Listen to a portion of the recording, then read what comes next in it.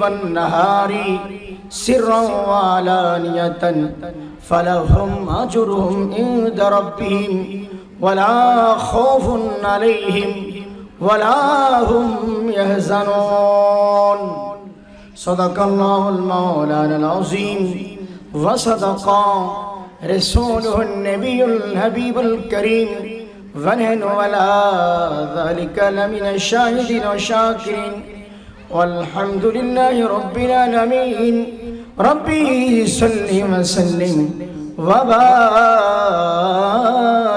عليه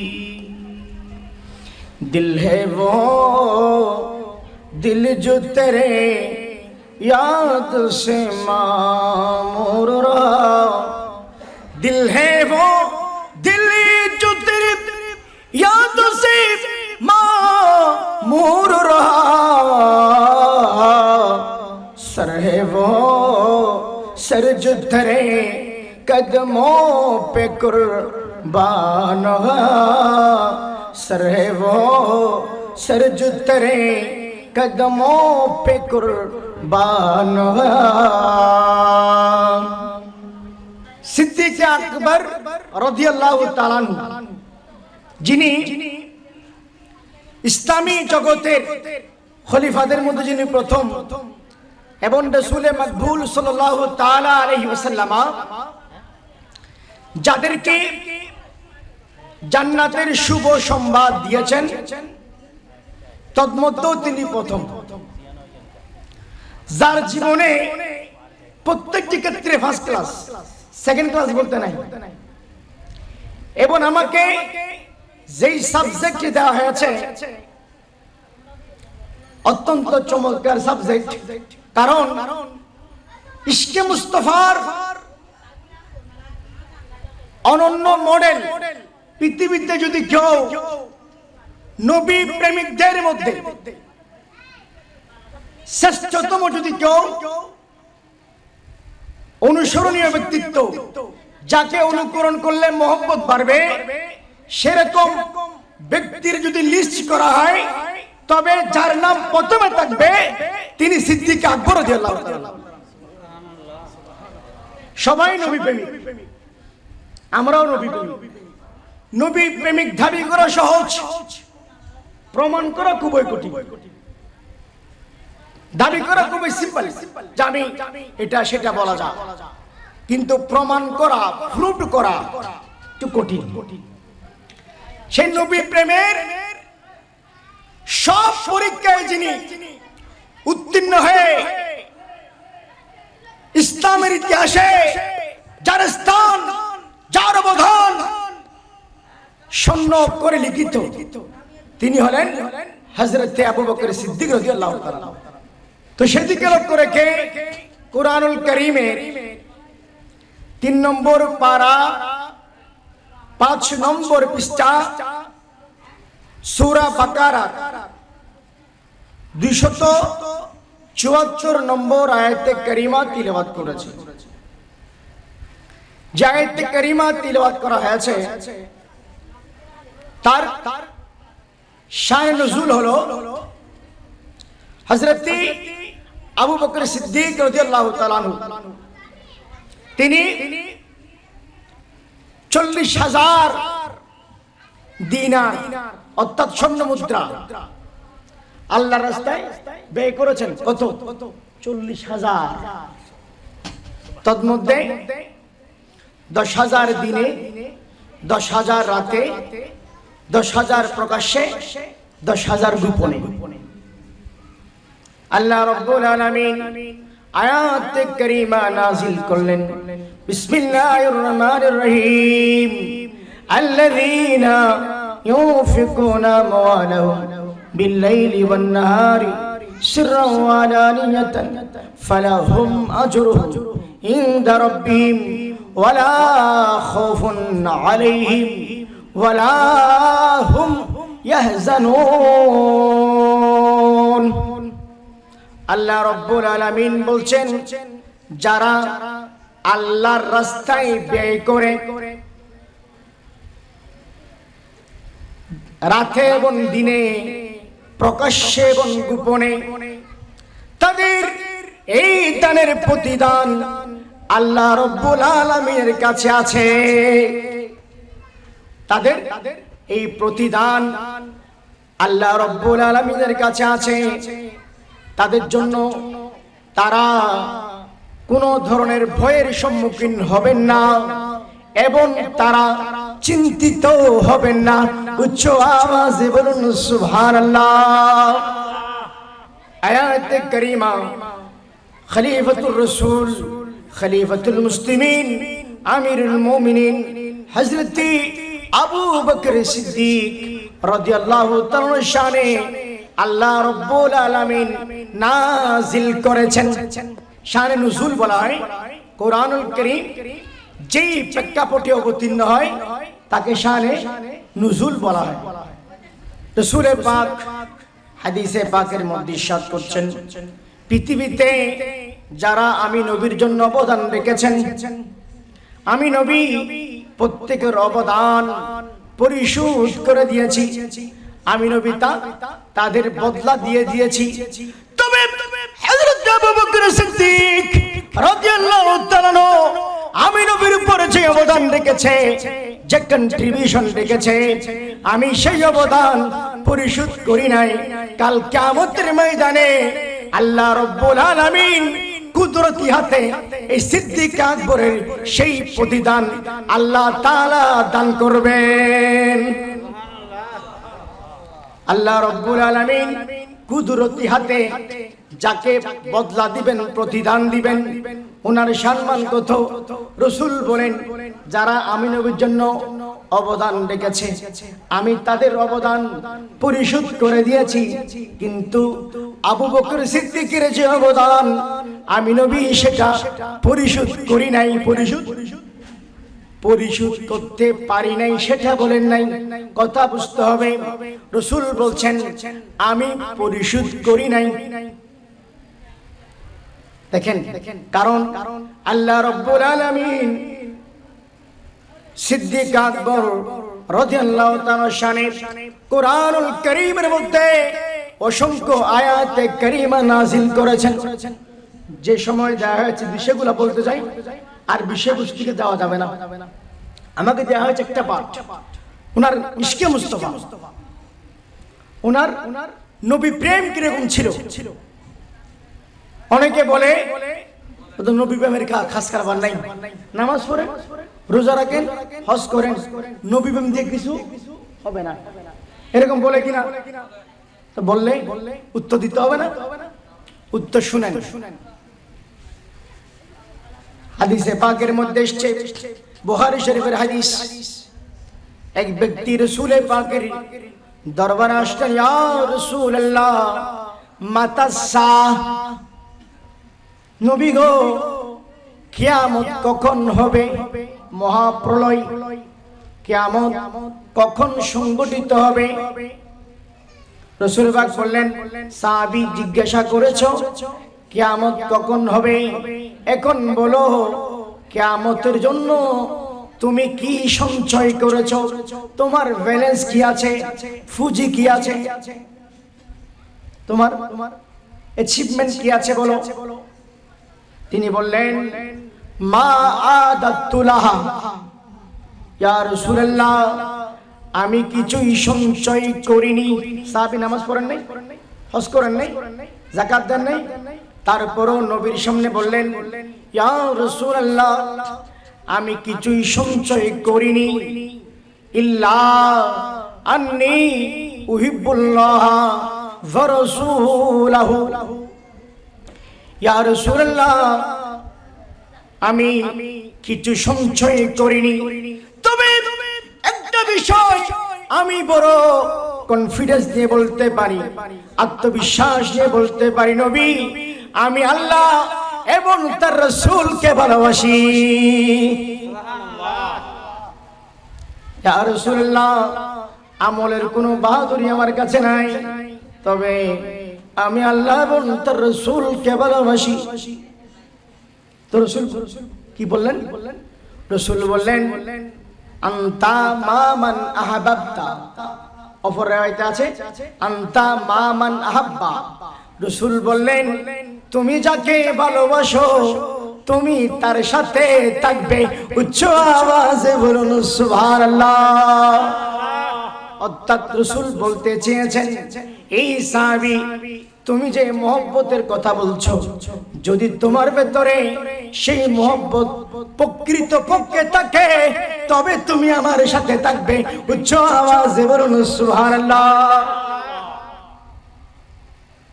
অর্থাৎ রাসূল পাক ডাইরেক্ট বলেন আর কি, অর্থাৎ তুমি যাকে ভালোবাসো সুতরাং ভালোবাসার সময় মানুষ দেখে ভালোবাসতে হবে, যাকে তাকে ভালোবাসলে হবে না। কারণ সুসময়ে কি হয় বন্ধুর অভাব হয় না, প্রবাদে আছে না সুসময়ে অনেক বন্ধু বটে হয় অসময়ে কেউ নাই হাই হাই, এরকম আছে না। সুতরাং বন্ধু নির্বাচনের সময় মানুষকে ভালোবাসার সময় মানুষকে কাছে আনার সময় মানুষের কাছে যাওয়ার সময় অত্যন্ত সাবধানতা অবলম্বন করতে হবে। তাকে আগে পরীক্ষা নিরীক্ষা করবেন, যাকে তাকে মহব্বত করলে দুঃখে পড়বেন। আমি বলছি না, রাসূল পাক বলছেন লা তুসাহিব ইল্লা মুমিনান, মুমিন ছাড়া যাকে তাকে বন্ধু বানাবে না। বন্ধু যাত্রা বন্ধুত্ব তার সাথে করা যাবে না। তো বলছিলাম রাসূল বলছেন তুমি যাকে ভালোবাসো তুমি তার সাথে থাকবে। এই হাদিসের রাবী হযরতে আনাস বিন মালিক বলেন এই কথা যখন রাসূল পাক বললেন সাহাবায়ে কেরাম এত বেশি খুশি হয়েছেন, ইসলাম গ্রহণ করার পর এত বেশি খুশি আর কোনোদিন হন নাই। উচ্চ আওয়াজে বলুন সুবহানাল্লাহ। সবাই তো কি ছিলেন নবীকে ভালোবাসতেন। রাসূল পাকের ভালোবাসার নাম ঈমান। এটা ঈমানের প্রথম শর্ত যে নবীকে ভালোবাসা। এই যারা নবীকে ভালোবাসতে পেরেছে, যাদের হৃদয়ে নবী প্রেমের বাসা বেঁধেছে তাদের জীবন সফল। আর যারা বলেন নবী প্রেম দিয়ে কিছু হবে না, তোমার কিছু হবে না আর কি, আমাদের কি হবে? আমরা কি আমরা সেজন্য বলি কি ভালো যত বাসিতে হয় নবীকে বাসুন, ভালো যত বাসিতে হয় নবীকে বাসুন। নবী তরানে वाला নবী বাঁচানে वाला, নবী তরানে वाला নবী বাঁচানে वाला। প্রাণের চেয়ে প্রিয় তাই নবীকে জানুন, ভালো যত বাসিতে হয় না ভালো যত বাসিতে হয় নবীকে বাসুন, ভালো যত বাসিতে হয় নবীকে বাসুন। সাকারাতের বিছানাতে কি যে যন্ত্রণা, সাতসাগরের প্রাণী দিল তৃষ্ণা মিটে না। সাকারাতের বিছানাতে কি যে যন্ত্রণা, সাতসাগরের পানি দিল তৃষ্ণা মিটে না। আরে কাউসারের পানি দিবেন শাহে মদিনা, ভালো যত বাসিতে হয় নবীকে বাসুন। নবী তরানে वाला নবী বাঁচানে वाला। ও প্রাণের চেয়ে প্রিয় তাই, প্রাণের চেয়ে প্রিয় তাই নবীকে জানুন, ভালো যত বাসতে হয় নবীকে বাসুন। নবী বাঁচানে वाला বললে অনেকে শিরিক বলবে, বাবা এটা সহজ কথা, সিম্পল কথা, কোরআনের মধ্যে আছে, আমি সেদিকে যাচ্ছি না। আমাদের ন্যাশনাল পোয়েট কাজী নজরুল ইসলাম তিনি বলেছেন শ্রেষ্ঠ নবী দিলে মুরে তরিয়ে নিতে রুঝাসরে। শ্রেষ্ঠ নবী দিলে মুরে তরিয়ে নিতে রুঝাসরে, পথ না বলি তাই তো দিলে পাক কুরআনের বাণী, খোদা তোমার মেহেরবানি। কাজী নজরুল ইসলাম কোনো মাদ্রাসায় পড়েন নাই, কামিল পাস করেন নাই, দাওরা পাস করেন নাই, তারপরও তিনি বুঝেন, আমরা কেন বুঝি না। তিনি বলছেন ঈদে মিলাদুন নবীর কথা, কিন্তু আমরা খুঁজে পাই নজরুলরা ঈদে মিলাদুন নবী হুজুররা কোরআন শরীফের মধ্যে টাউসান মারলেও খুঁজে পাই না, কোরআন শরীফের মধ্যে কোথাও নাই। আছে কিন্তু কি নাই, চুক নাই বলেন না। কাজী নজরুল ইসলাম তিনি খুঁজে পেয়েছেন, আপনি খুঁজে পাচ্ছেন না। কারণ কি ছিল? ওনার ভিতরে আল্লাহ সেই জ্ঞান দিয়েছেন বাবা। এজন্য তিনি কি বলেছেন, ত্রিভুবনের প্রিয় মোহাম্মদ এলো রে দুনিয়া, আইরে সাগর আকাশ বাতাস দেখবি যদি আইরে সাগর আকাশ বাতাস দেখবি যদি যায়। তো তিনি তো বলছেন প্রিয় নবী এসেছে, সাগর আকাশ বাতাস তোমরা বসো, আমাদের নবী পৃথিবীর জমিনে এসেছে। তো আমরা হুজুররা খুঁজে পাই না। যে সমস্ত হুজুররা ঈদে মিলাদুন নবী খুঁজে পান না, তারা আমাদের জাতীয় কবি চেয়ে কম বুঝেন। তাদের জাতীয় কবিকে নিয়ে স্টাডি করা দরকার। সিদ্দিক আকবর রাদিয়াল্লাহু তাআলার ভেতরে যে ইশকে মুস্তাফা ছিল, সেটি কোন লেখক লিখতে পারবে না, কোন বক্তা বলে শেষ করতে পারবে না। এত নিগূঢ় রহস্য, এত ভেদ সেখানে লুকায়িত যে বলা যাবে না বাবা যে উনার ভেতরে কি ইশকে মুস্তাফা ছিল। আমাদের কাছে সবচেয়ে বেশি প্রিয় কি? নিজের জীবন। জীবন না? তিনি নিজের জীবন দিয়ে প্রমাণ দিয়েছেন। বারংবার নবীর প্রশ্নে কোনদিন তিনি নিজের জীবনের কথা ভাবেন নাই, শুধু নবীর চিন্তা করেছেন সব সময়। আমার নবী, আমার নবী, আমার নবী, এই স্লোগান ওনার সারা জীবনের স্লোগান। আমরা যদি দেখি যে হিজরতের ঘটনা, রাসূল পাক সাল্লাল্লাহু তাআলা আলাইহি ওয়াসাল্লামকে যখন নির্যাতন করতে করতে নির্যাতন যখন সীমানায়, রাসূল পাককে হত্যা করার জন্য মক্কার কুরাইশরা কাফেররা একমত যে আমরা যেই নবী দাবি করছে মুহাম্মদুর রাসূলুল্লাহ, আমরা তাকে পৃথিবীর জমিনে রাখবো না, পৃথিবী থেকে আমরা ওনাকে নিশ্চিহ্ন করে ফেলবো।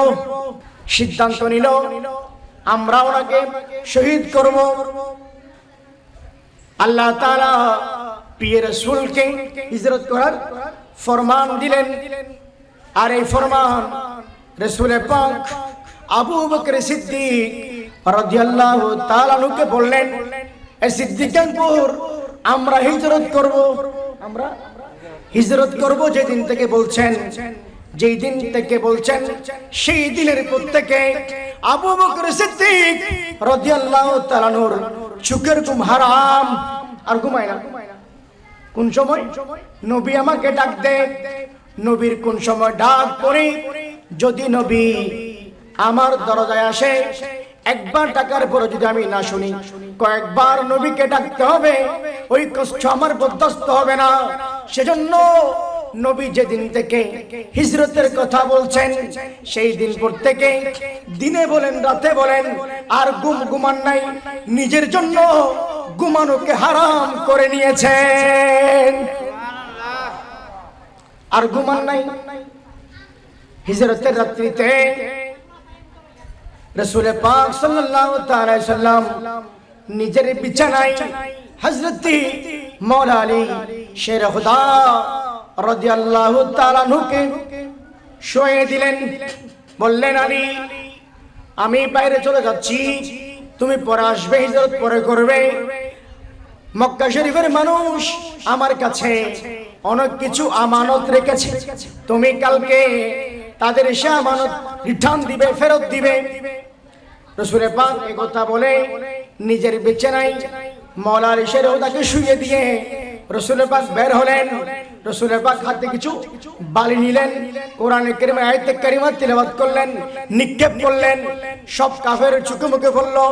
তারা চোখ কসলাতে কসলাতে রাসূল পাক তাদের সামনে দিয়ে চলে গেলেন সিদ্দিক আকবরের কাছে। দরজায় করাঘাত করলেন। সিদ্দিক আকবর আবু বকর সিদ্দিক বলার দেরি বললেন, লব্বাইক ইয়া রাসূলুল্লাহ। আবু বকর বলার দেরি, ওই দিক থেকে আওয়াজ আসছে, লব্বাইক ইয়া রাসূলুল্লাহ, নবী গো আমি হাজির। নবী তো বিস্মিত, বললেন, এই আবু বকর প্রথম ডাকে বললেন, ইয়া রাসূলুল্লাহ, আপনি যেদিন থেকে হিজরতের কথা বলেছেন আমি সেদিন থেকে আর ঘুমাই নাই। নবী, আপনার কয়েকবার ডাকলে কষ্ট হবে, সেজন্য আমি ঘুমাইনি। আমরা পারবো? অসম্ভব। আমরা তো মহব্বত করি, আবার সময় সময় উল্টে যায়। হ্যাঁ, কি মাঝে মধ্যে উল্টে যায়। মনে রাখবেন, রাসূল পাকের শান, মান, ইজ্জত, আজমত ভালোবাসায় ঈমানদার নিজের জীবনকে চিন্তা করবে না। রওনা হলেন, বললেন আমরা কোনো একটা জায়গায় অবস্থান করতে হবে। সিদ্ধান্ত হলো আমরা গায়ে সৌর গুহায় আমরা অবস্থান করব। দীর্ঘ পথ হাঁটার পর পাহাড় উঠলেন, দেখা গেল একটা গর্ত। আবু বকর সিদ্দিক বললেন, ইয়া রাসূলুল্লাহ, আপনি একটু অবস্থান করেন, আমি গর্তটা পরিষ্কার করি। কারণ এখানে বিভিন্ন গর্ত, বিভিন্ন পোকামাকড় আছে, তো সেখানে নামলেন, নেমে পরিষ্কার করলেন। পরিষ্কার করার পর বললেন, রাসূল, এবার আপনি তাশরীফ রাখেন, আপনি ভিতরে আসেন। ভিতরে আসার কথা বললেন, প্রবেশ করলেন।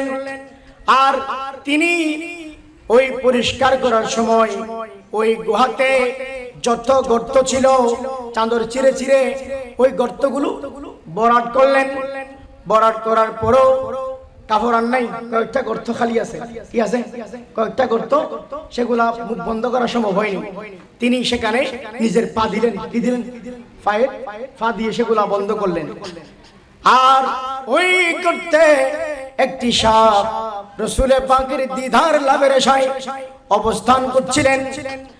আর যখন দেখলেন সব গর্ত বন্ধ, সাপের তো মাথা খারাপ, এখন আমি এতগুলা গর্ত করছি কেন? নবীকে দেখার জন্য। তো নবীকে দেখার পথে যিনি বাঁধা, তাকে তো কিছু করতে হয়।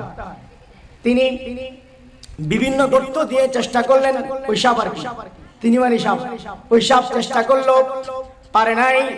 দেখা গেল একটি গাছের মধ্যে, গর্তের মধ্যে কি একটু একটু নরম সাপ নবীর দিদারের আশায় দংশন করলো, কামড় দিল। কামড় দেওয়ার পর তারপরও ফানারের নাই, সমস্ত শরীর বিষাক্ত, শরীর কালো হয়ে গেছে, কোন ধরনের কি নাই, আওয়াজ নাই। কারণ রহমতের নবী ওনার কুল মুবারক আরাম করছেন। নবীর ঘুমের চেয়ে তিনি বলছেন, আমার জীবন কি দামি হয়েছে? আমার জীবন চলে যাক, নবীর ঘুম ভাঙা যাবে না, নবীর ঘুম ভাঙা যাবে না। আমার জীবন চলে গেলে চলে যাক, মরলে মারা যাব, তবে তারপরেও রাসূল পাকের নূরানি ঘুম ভাঙবো না। আমরা তো ফোকাকে কামড় দিলে চিল্লাতে, হুজুর কি জানে কামড় দিলে। দেখেন সমস্ত শরীর বিষাক্ত, তারপরও অভিযোগ নাই, আপত্তি নাই, নবীর ঘুম ভাঙেন নাই। পরিশেষে ওনার চোখ মুবারকের এক ফোঁটা পানি রাসূল পাকের নূরানি চেহারা মুবারকে পড়ল। রাসূল পাক চেহারা মুবারক খুললেন। আবু বকর, কি হয়েছে? ইয়া রাসূলুল্লাহ, সাপে দংশন করেছে, কামড় দিয়েছে। রাসূল পাক নূরানি তুতু মুবারক লাগাই দিলেন, বিষাক্ত শরীর সাথে সাথে সুস্থ হয়ে গেল। উচ্চ আওয়াজে বলুন সুবহানাল্লাহ। নবীর তুতু মুবারক এটা গ্রেট মেডিসিন। তো পয়েন্ট এটা ছিল যে নিজের জীবনের চেয়ে নবীর ঘুমকে গুরুত্ব বেশি দিয়েছেন না? নিজের যে জীবন চলে যাবে সেটা চিন্তা করেছেন? করেন নাই। তো নিজের জীবন হচ্ছে আর কি। গর্তে অবস্থানকালে কাফেররা খুঁজতেছে পাগলের মতো, কারণ রাসূল পাককে ধরতে পারলে পুরস্কার কি? বিশাল পুরস্কার। দুনিয়ার লুপ্ত, দুনিয়ার লোভ বিশাল জিনিস বাবা। তো তারা পাগলের মতো খুঁজছে, নবীকে পেলে তো আমরা পুরস্কার পাবো, ওনাকে ধরে নিতে পারলো পুরস্কার, ওনার মাথা নিতে পারলো পুরস্কার। দেখা গেল এক পর্যায়ে ওই কাফের মুশরিকরা খুঁজতে খুঁজতে খুঁজতে খুঁজতে গর্তের কাছাকাছি চলে আসলো, তারা হাঁটতেছে, তাদের পায়ের ধ্বনি ওনারা শুনতে পাচ্ছেন, তাদের পা দেখা যাচ্ছে গর্ত দিয়ে। এই অবস্থা দেখি আবু বকর সিদ্দিক বড় চিন্তিত, বড় পেরেশান। কেমন হবে যদি দেখে ফেলে? আমি তো নিজের চিন্তা করছি না, আমার নবীর কি হবে? আল্লাহ রাব্বুল আলামিন আয়াতে কারীমা নাযিল করলেন, ইয হুমা ফিল গারি ইয ইয়াকুলু লিসাহিবিহি লা তাহজান ইন্নাল্লাহা মানা। আল্লাহ ওই ঘটনা যেটা বলছেন, ইয হুমা যখন তারা ওই গর্তে ছিলেন, রাসূল তার সাথীকে বললেন, তোমার বইয়ের কোনো কারণ নাই, আল্লাহ আমাদের সাথেই আছেন। আল্লাহ কি আমাদের সাথে আছেন, টেনশন করার দরকার নাই। ইন্নাল্লাহ মানা, যদি আল্লাহ আমাদের সাথে থাকে, পৃথিবীর কোনো ভয়, কোনো শঙ্কা আমাদের কিছু করতে পারবে না। ইন্নাল্লাহ মানা, সূরা তাওবা। তো লিসাহিবি মানে আবু বকর সিদ্দিক রাদিয়াল্লাহু তাআলা। কোরআন কারীমের মধ্যে একজন ব্যক্তির বিষয়ে স্পেসিফিক সাহাবী বলা হয়েছে, তিনি হযরতে আবু বকর সিদ্দিক রাদিয়াল্লাহু তাআলা। ঈদ মিলাদুন নবী হ্যায়, দিল বড়া মসরুর হ্যায়, ঈদ দীवानों की तौबा रे रवियुन नूर है, सलातुनिया।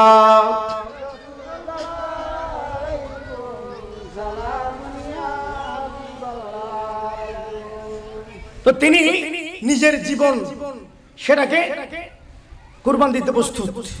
এখন আসেন মাল। তিনি তো প্রথমে বলেছিলাম 40,000 দিনার দান করেছেন, আয়াতে কারিমা বলা হয়েছে। তাবুক যুদ্ধের সময় মুসলমানদের অবস্থা খুব খারাপ ছিল। একদিকে মদিনা শরীফে খেজুর পেকেছিল, খেজুর, মানুষের মধ্যে অভাব, দুর্ভিক্ষ, আর মুনাফিক এরা বিভিন্ন কূট কৌশল রচনা করছে, এই সমস্যা সেই সমস্যা, এই কথাগুলা বলে বলে মানুষকে যুদ্ধের প্রতি উৎসাহিত করছে। রাসূল পাক সাল্লাল্লাহু আলাইহি সাল্লাম ঘোষণা দিলেন, এই সাহাবায়ে কেরাম, কার কি সামর্থ্য আছে সবাই দান করো, সবাই দান করো, মাল দাও। ওই সময় হযরত আবু বকর সিদ্দিক রাদিয়াল্লাহু তাআলার অবস্থা ভালো ছিল না। তিনি সব আগে সব দিয়ে গেছেন, কিছু নেই, আগে আগে সব দেয়া শেষ, কিছু নেই, কিছুই। ফারুক আজম ওমর রাদিয়াল্লাহু তাআলা তিনি বলছেন, এইবার জীবনে তো আবু বকর সিদ্দিককে টপকিয়ে প্রথম হতে পারি নাই, এটা মনে হয় সুযোগ এসছে যে আমি এবার দান করে প্রথম হব। কি হব? প্রথম। দান করে কি হব? প্রথম হব। ওনাদের প্রতিযোগিতা ছিল কি?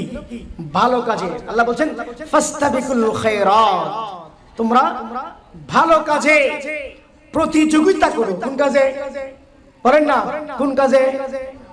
আমরা তো সেই তালে নাই, আমরা আছি কি দুনিয়ার প্রতিযোগিতায়। কোন প্রতিযোগিতায়? কেমনে তার চেয়ে বিল্ডিং সুন্দর হবে, কেমনে তালা বাড়বে, একটা 5 তালা আমারটা 10 তালা, হ্যাঁ, এর 20 বিঘা আমার 100 বিঘা, এই চিন্তায় আমরা মগ্ন। হ্যাঁ, বিভিন্ন ব্যাংক ব্যালেন্স নিয়ে আমরা বড় চিন্তিত। চিন্তা করি না নিঃশ্বাস বন্ধ হলে এই সম্পত্তি আমার সাথে যাবে। বলেন, বউ যাবে, ছেলে যাবে, বন্ধু যাবে, কেউ যাবে না। যিনি যাবেন তিনি মদিনাওয়ালা।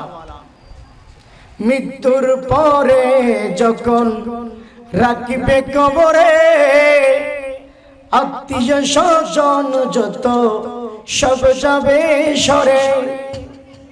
মৃত্যুর পরে যখন রাখবে কবরে, আত্মীয় স্বজন যত সব যাবে সরে। দয়াল নবী তশরিফ আনবেন আদার কবরে। ভালো যত বাসতে হয় নবীকে বাসুন, নবী তারানে ওয়ালা, নবী বাঁচানে ওয়ালা, নবী তারানে ওয়ালা, নবী বাঁচানে ওয়ালা।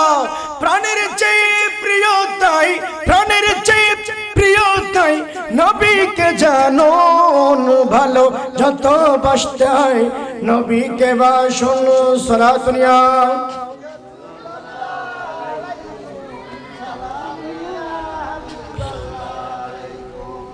তো ফারুক আজম ওমর রাদিয়াল্লাহু তাআলা তিনি বলছেন, হয়তো আমার সুযোগ এসেছে, এবার কি হব? প্রথম হব। তিনি ওনার বিশাল সম্পদ দুই ভাগে ভাগ করলেন। কয় ভাগে? কয় ভাগে? দুই ভাগে। এক ভাগ পরিবারের জন্য রেখে এসেছেন, আরেক ভাগ বিশাল বহর নবীর সামনে এনে রাখলেন। বিশাল স্তূপ নবীর সামনে রাখলেন। রাসূল পাক জিজ্ঞাসা করলেন, মা আবকাইতা লিআহলিকা? ফারুক আযম, তোমার পরিবারের জন্য তুমি কি রেখে এসেছো? বললেন, ইয়া রাসূলুল্লাহ, সম্পদকে দুই ভাগে ভাগ করে এক ভাগ পরিবারের জন্য রেখে এসেছি, আরেক ভাগ আপনার কদমে নিয়ে এসেছি। অর্ধেক কোথায়? পরিবারের জন্য। আর অর্ধেক কোথায়? আপনার জন্য।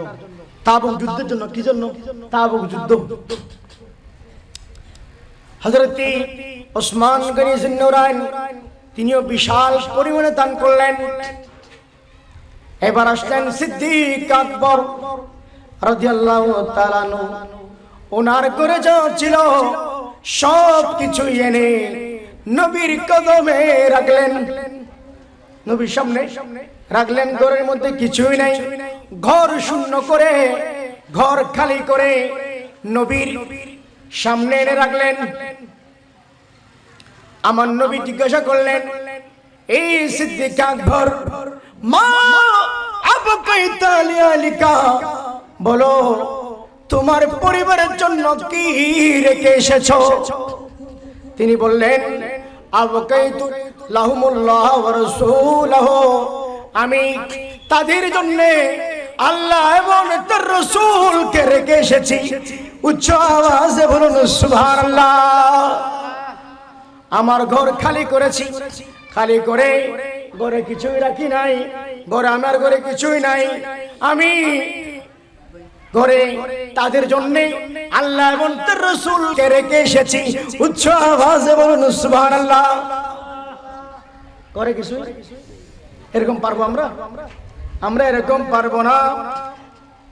এবার ফারুক আজম বললেন, আমি ভুল ধারণায় ছিলাম, আমার জীবন চলে যাবে, আমি জীবনে আবু বকর সিদ্দিককে টপকিয়ে প্রথম স্থানে যেতে পারবো না, তা তিনি সারা জীবন প্রথমেই থাকবেন।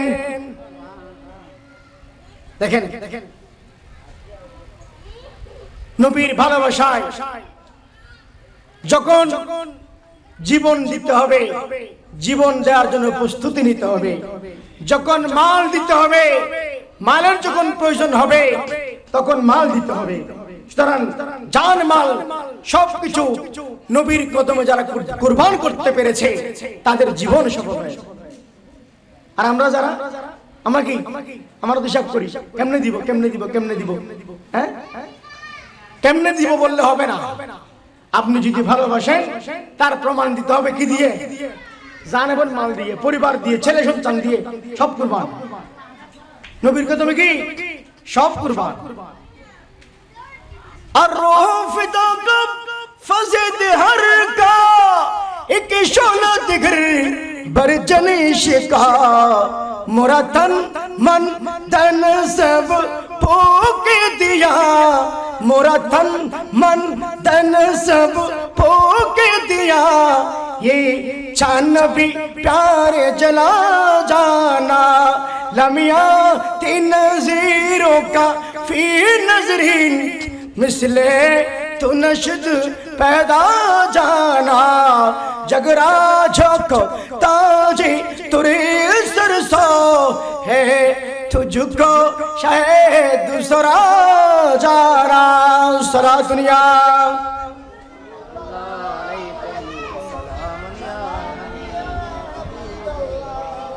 तो আর রূহ ফিদা, আমার এই রূহ নবী আপনার জন্য কুরবান। दिल है वो दिल जो तेरे याद से मामूर रहा, दिल है वो दिल जो तेरे याद से मामूर रहा, सर है वो सर जो तेरे कदमों पे कुर्बान हुआ।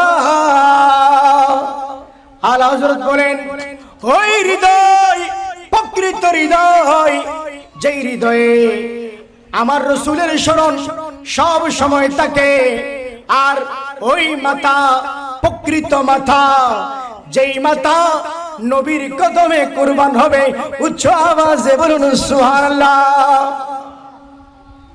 ওই হৃদয় প্রকৃত হৃদয়, যে হৃদয়ে কি আছে?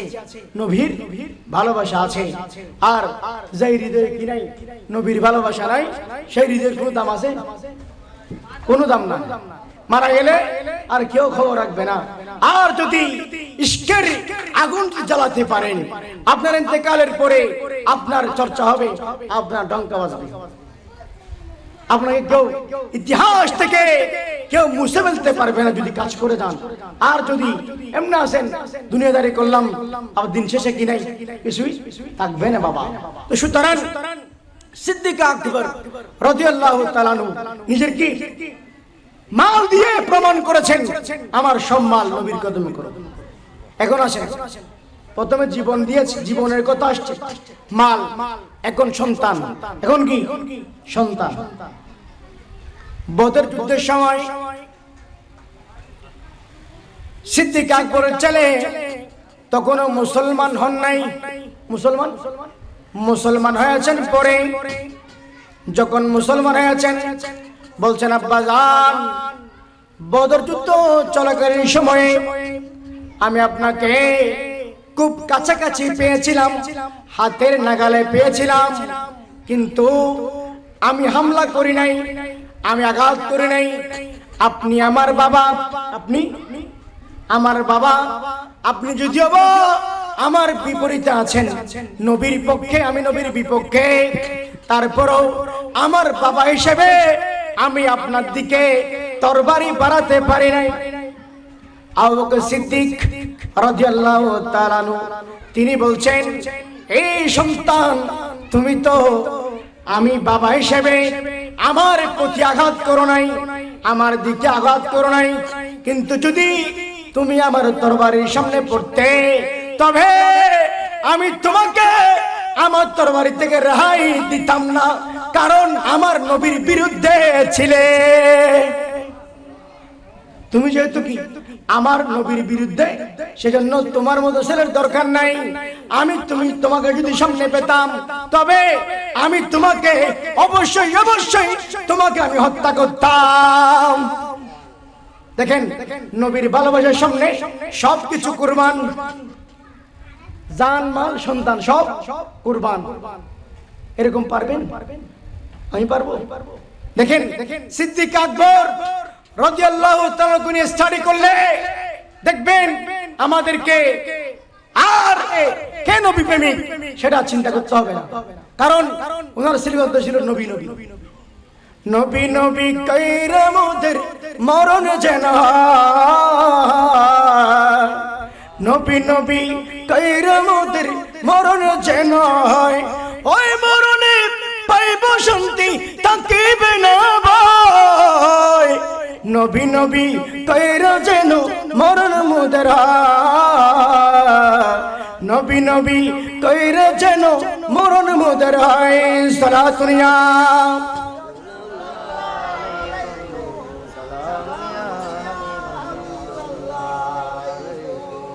তো তিনি এই নবীর ভালোবাসায় উত্তীর্ণ হয়ে তিনি প্রথমে, এজন্য সবার সম্মিলিত সিদ্ধান্ত যে আফদালুন নাস বাদাল আম্বিয়া হুয়া আবু বকর সিদ্দিক রাদিয়াল্লাহু তাআলা আনহু। নবীদের পরে মানব জাতির মধ্যে যিনি প্রথম তিনি হলেন হযরতে আবু বকর সিদ্দিক রাদিয়াল্লাহু তাআলা আনহু। ভালোবেসেছেন নবী, সেটা প্রতিদান দিয়েছেন। তো তিনি নবীর প্রেমে কেমন ছিলেন জানেন? হযরতে আয়েশা সিদ্দিকা রাদিয়াল্লাহু তাআলা আনহা তিনি বলছেন, রাসূল পাকের সাথে আমার আব্বা আবু বকর সিদ্দিক সারাদিন থাকতেন। সারাদিন কার সাথে? নবীর সাথে। এশারের নামাজ হয়ে গেলে রাসূল হুজরা শরীফে তাশরীফ নিতেন, আর আমার আব্বাও করে চলে আসতেন। আবার যাবেন ফজরের নামাজে। এই দীর্ঘ সময় এশারের নামাজের পর থেকে ফজরের নামাজ পর্যন্ত এই সময় আব্বাজান নবীকে ছাড়া, আব্বাজানের অবস্থা এরকম হতো, মাছ যেমন পানি ছাড়া দরপর করে, আপনি কি মাছ যখন পানি থেকে তুলবেন মাছ কি করবে? চটপট করবে। সেই আবু বকর সিদ্দিক রাদিয়াল্লাহু তাআলা আনহু পানিহীন মাছের মতো সারা রাত চটপট করতেন। উচ্চ আওয়াজে বলুন সুবহানাল্লাহ। ওনার ওফাতের পর হযরতে ওমর ইবনে খাত্তাব রাদিয়াল্লাহু তাআলা আনহু আবু বকর সিদ্দিক রাদিয়াল্লাহু তাআলা করে গেলেন। হযরতে আবু বকর সিদ্দিক রাদিয়াল্লাহু তাআলা যে বিছানায় ঘুমাতেন, সেই বিছানার ঠিক উপরে সিনা বরাবর দেখা গেল ফুরা ফুরা দাগ। কি ফুরা দাগ? ওই আমাদের লাল বাল্ব যেগুলো আছে সেগুলো যেখানে চলে তার নিচে দাগ হয় না? লাল যেটা বাতি, সেটা নিচে কি হয়? দাগ হয়। দেখা গেল হযরতে আবু বকর সিদ্দিক রাদিয়াল্লাহু তাআলা সিনা বরাবর উপরে কালো দাগ। জিজ্ঞাসা করা হলো এই অবস্থা কেন? বলা হলো হযরতে আবু বকর সিদ্দিক রাদিয়াল্লাহু তাআলা নবীর বিচ্ছেদে আগুন জ্বলতে জ্বলতে সেই আগুন উপরে চলে গেছে। উচ্চ আওয়াজে বলুন সুবহানাল্লাহ। সেখান থেকে গন্ধ আসতো, কলিজা পুড়ে গেছে, সেটার ঘ্রাণ আসতো এবং সেটা উপরে গিয়ে কালো হয়ে গিয়েছে বাবা। সুতরাং দেখেন আল্লাহ বলছেন কাভাবে আহো মেবি না পা, কাভাবে আহো মেবি না পা, মজাজু দিল কি कबाब में कबाब आओ मैं भी न पाया मजाजो दिल की कबाब में उठा दो पर्दा दिखा दो चेहरा, उठा दो पर्दा दिखा दो चेहरा के नूरी बारी हिजाब में ज़माना तारिक हो रहा है कि मेरी कब से निकाब में। आला हज़रत বলছেন আমি আমার এই কলিজাকে নবীর প্রেমে এত বেশি জ্বালিয়েছি বাবা। হরিণের গোশত কাবাবে আহো, হরিণের গোশত যত বেশি আপনি আগুনে পোড়াবেন সেখান থেকে মজা বের হবে, টেস্ট বের হবে, স্বাদ বের হবে। আমি আলা হযরত বলছি আমার কলিজার কাবাব তার চেয়ে আরো বেশি মজা। আমি আমার সেই কলিজাকে নবীর প্রেমে ফুরিয়ে ফেলেছি। উচ্চ আওয়াজে বলুন সুবহানাল্লাহ। কলিজাকে নবী প্রেমে পুড়িয়ে ফেলেছি। সুতরাং হরিণের কাবাবের চেয়ে আমার কলিজার কাবাব আরো বেশি মজা। কাবাবে আহো मैं भी न पाया मजाजो दिल की कबाब में। দেখেন সেই ভালোবাসা যদি থাকে বাবা পৃথিবীর কিছু আর কোনো ধরনের লোভ আসবে না। যদি যে অন্তরে নবীর ভালোবাসার স্থান পেয়েছে, পৃথিবীর কিছুর প্রতি তাদের মোহ থাকবে না। আর আমরা যারা দুনিয়ার প্রতি লোভাতুর হয়েছি, দুনিয়ার প্রেমে পাগল হয়েছি, দুনিয়া আমাদেরকে মুঠেও ভালোবাসে না। আর যারা দুনিয়াকে লাথি মেরেছে, আজ কখন সিদ্দিক আকবর, কোন যুগের মানুষ, এত বছর পরে কেমনে? কারণ এই জীবন দামি হয়েছে নবীর প্রেমে, নবীর ভালোবাসায়, নবীর পথে, নবীর মতে যাদের জীবন কাটবে তাদের জীবন সব সময়ের জন্য দামি। সাহাবায়ে কেরাম এই প্রেমের নজির স্থাপন করেছেন। বিশেষ করে যেই ব্যক্তি নবী প্রেমের মূর্ত প্রতীক সিদ্দিক আকবর রাদিয়াল্লাহু তাআলা আনহু, যার কোনো তুলনা নাই। রাসূলুল্লাহ বলছেন, আবু বকর তুমি যেমন আমি নবীর এই গায়ের সুরে সাথী হয়েছো, কিয়ামতের ময়দানে হাউজে কাউসারের পারে তুমি আমার সাথে থাকবে। পৃথিবীতে যেমন একসাথে, হাউজে কাউসারের পারেও একসাথে। নবী নবী কি ভুলে গেছেন? নবী মনে রেখেছেন বাবা। দেখেন, রাসূল পাকের প্রতি ভালোবাসা থাকলে নিজের দাম বাড়বে। বিশেষ করে সিদ্দিক আকবর রাদিয়াল্লাহু তাআলা আনহু তিনি ইন্তেকালের আগে ওসিয়ত করলেন। কি করলেন? ওসিয়ত করা যাবেন, ওসিয়ত করবেন আমার ইন্তেকালের পরে কি হবে। আমরা সবকিছু করি কিন্তু হিসাব করি না।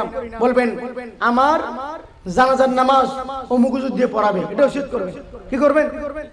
নাইলে যার তার পেছনে নামাজ পড়তে হবে।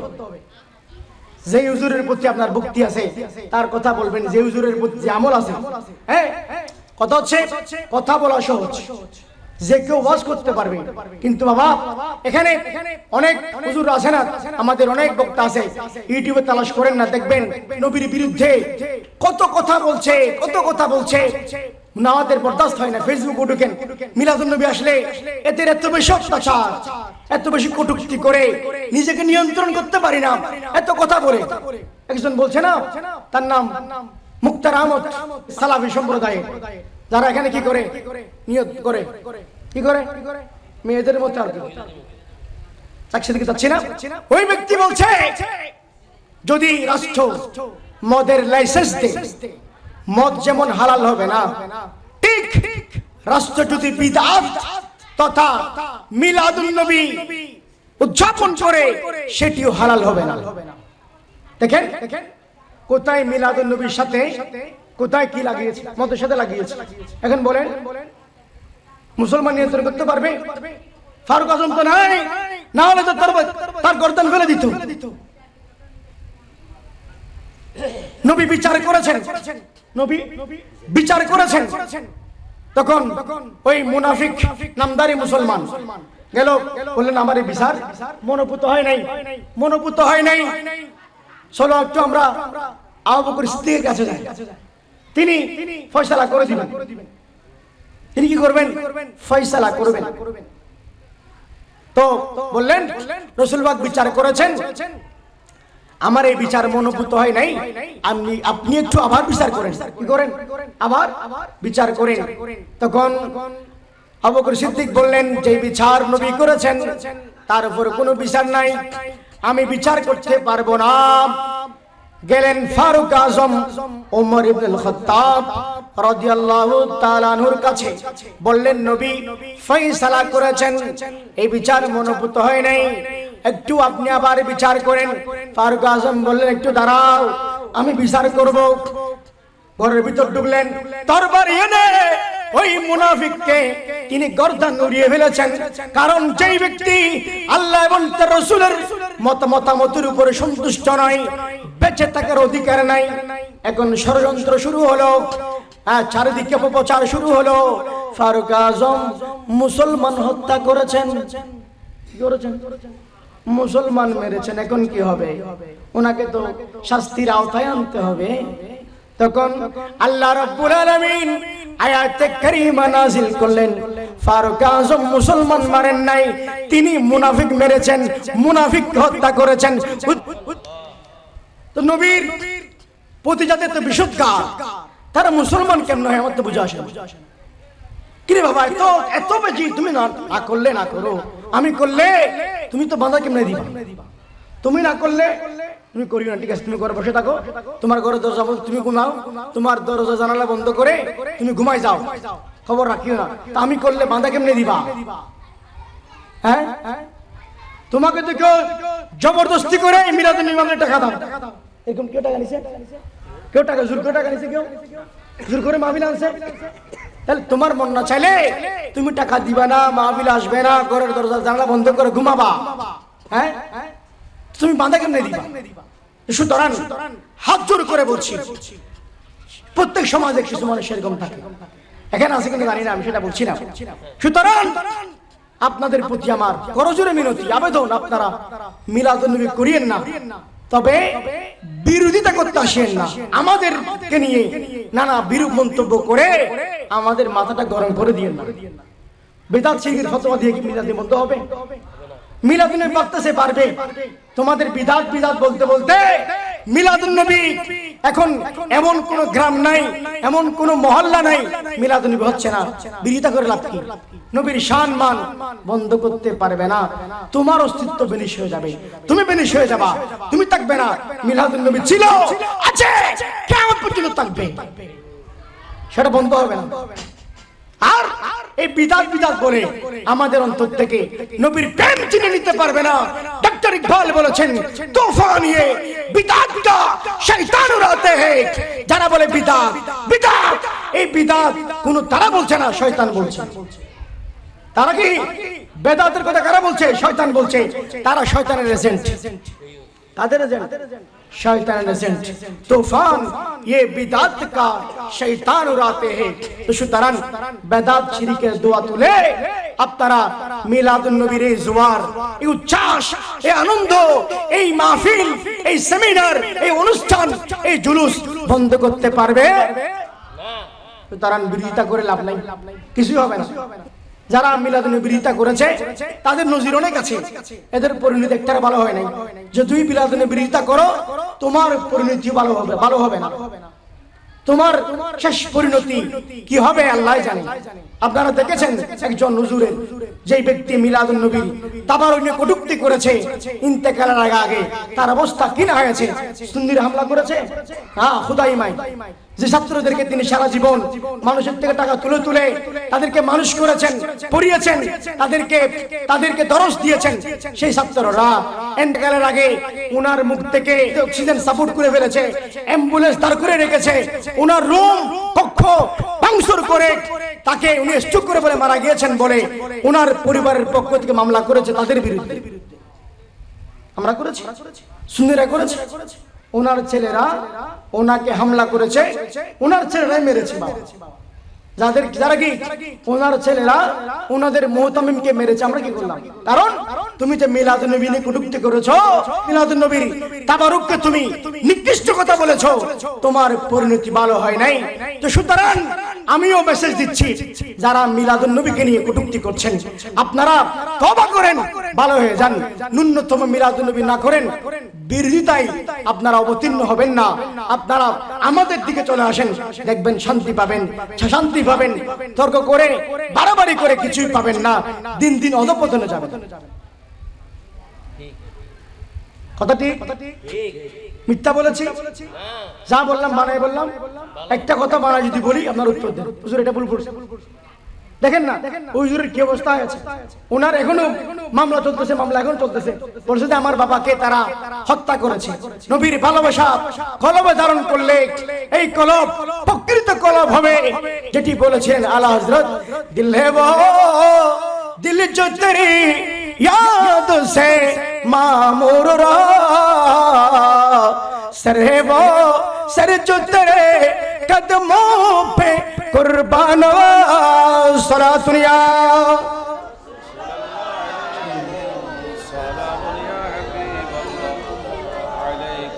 सरविया चिलगी ना सरवर चिलगी, हम फकीरों को मदीने की गलियां अच्छी लगी सरा दुनिया।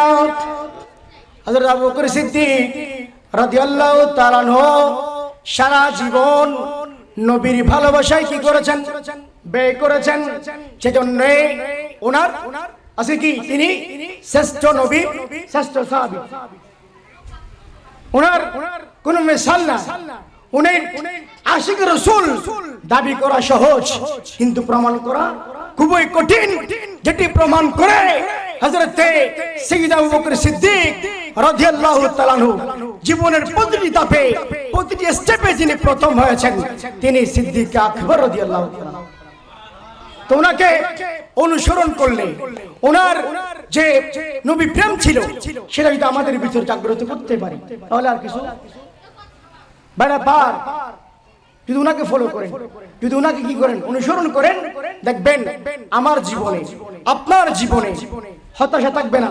তিনি একটা স্লোগানকে সব সময় সাথে রেখেছেন, একটা স্লোগানকে সব সময় কাজে লাগিয়েছেন, সেটা হচ্ছে এই পৃথিবীতে লা ইউমিনু আহাদুকুম হাত্তা কুনা হাব্বা ইলাইহি মিন ওয়ালিদিহি ওয়া ওয়ালাদিহি ওয়ান নাস আজমাইন।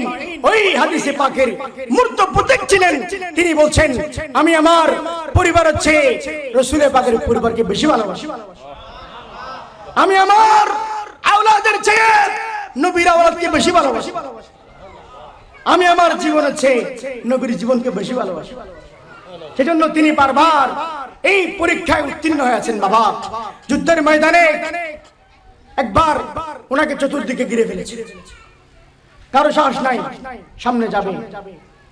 ওই সময় আবু বকর সিদ্দিক রাদিয়াল্লাহু তাআলা বাঘের মতো গর্জন দিয়ে সেই কাফেরদের মুশরিকদের হাত থেকে নবীকে জড়িয়ে নিয়েছে। আমরা অস্থির কেমন উদ্ধার করব? দেখা গেল সিদ্দিক আকবর ঠিক হয় তিনি নবীকে উদ্ধার করে ফেলেছেন।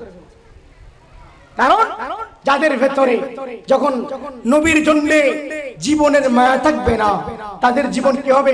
সব সময় দান হবে। সুতরাং তাদের চর্চা কি হবে? দিন দিন বাড়বে, তাদের আলোচনা বাড়বে, তাদের সম্মান বাড়বে। আজ আমরা দেখতে পাই নবী প্রেমের মূর্ত প্রতীক, নবী প্রেমের উজ্জ্বল দৃষ্টান্ত হযরতে আবু বকর সিদ্দিক রাদিয়াল্লাহু তাআলা আনহু।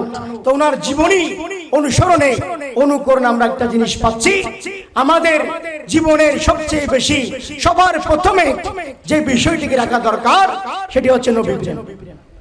কি প্রেম? ইশকে মুস্তাফা।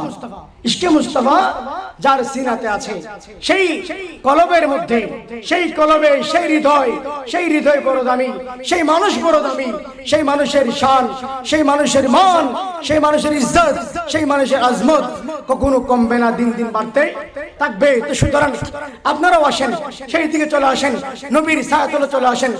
আজ লে উনকে বানা आज मदद मांगो से, आज ले उनके पना आज मदद मांगो से, फिर नमा नंगा मत में अगर मानगा सरा दुनिया।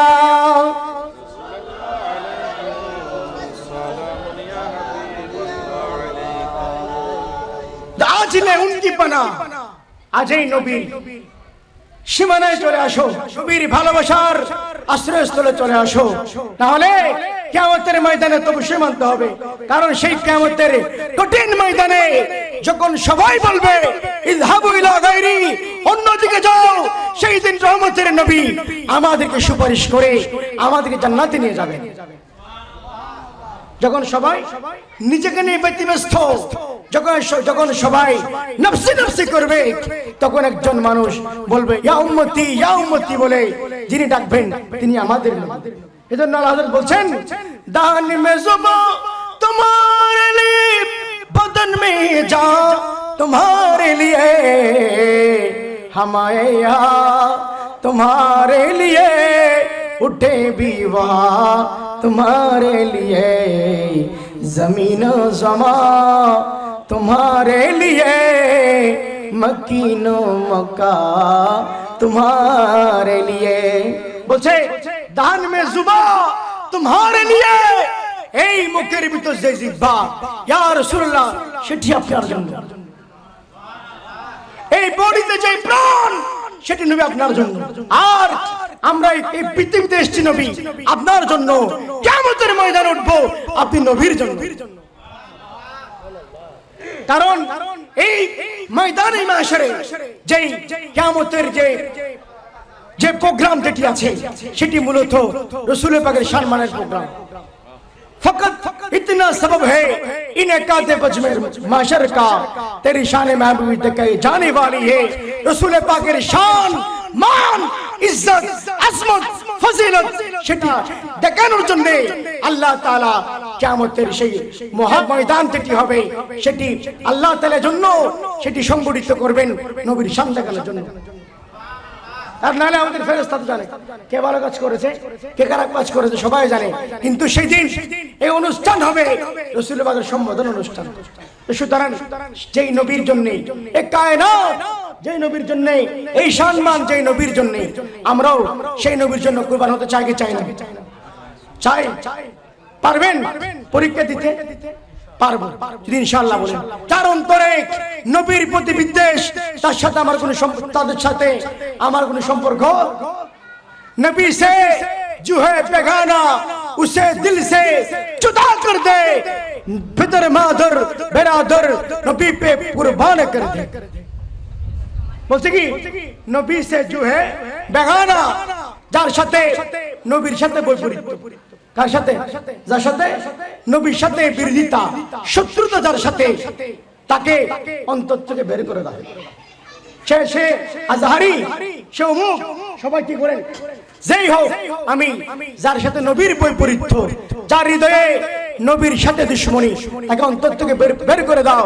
নিজের সন্তান, নিজের মা, নিজের বাবা, নিজের ভাই যদি নবীর বিরুদ্ধে যায় তাকেও ছেড়ে দাও, সবকিছু নবীর কদমে কুরবান করে দাও। আল্লাহ সিদ্দিক আকবর রাদিয়াল্লাহু তাআলার জীবন অনুসরণে আমাদেরকে, আমাদের কলবকে রাসূল পাকের অকৃত্রিম ভালোবাসায় ভরপুর করে দিন।